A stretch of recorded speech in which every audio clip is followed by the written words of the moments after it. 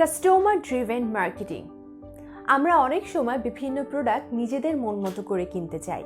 যেমন কোনো একটা ড্রেস, আমরা সবসময় ড্রেস কেনার সময় একটু কাস্টমাইজেশন পছন্দ করি। আমাদের মোবাইল ফোন, আমরা অনেক সময় আমাদের মোবাইল ফোনকে কাস্টমাইজ করতে চাই।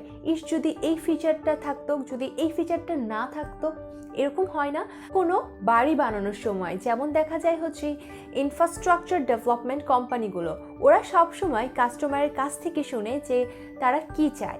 আপনি যখন আপনার বাসা তৈরি করবেন, আপনি অবশ্যই অন্যের কথা শুনে বানাবেন না। আপনার নিজস্ব একটা রুচিবোধ আছে। আপনার ফ্লোরের কালারটা আপনি আলাদা করতে চান, কিংবা হয়তো আপনি নতুন কোনো কিছু অ্যাড করতে চান।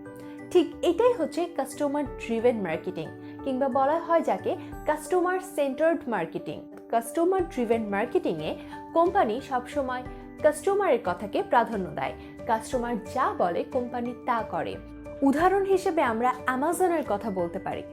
অ্যামাজনকে ওয়ার্ল্ডের লার্জেস্ট ই কমার্স সাইট বলা হয়। আর প্রথমে কাস্টমারদের কাছ থেকে শুনে তারা কি চায়। আমরা যদি খুব ট্রেডিশনাল কিছু কোম্পানি বা মার্কেটিং এর কথা বলি, তবে তা হচ্ছে product driven marketing. Product driven marketing হচ্ছে এখানে কাস্টমারদের কোনো কথা শোনা হয় না। তারা প্রথমে প্রোডাক্ট তৈরি করে এবং তারপরে কাস্টমারদেরকে সেই প্রোডাক্টটি ব্যবহার করতে বলে। এখানে কাস্টমারদের নিজস্ব কোনো মতামত প্রকাশ করার সুযোগ নেই।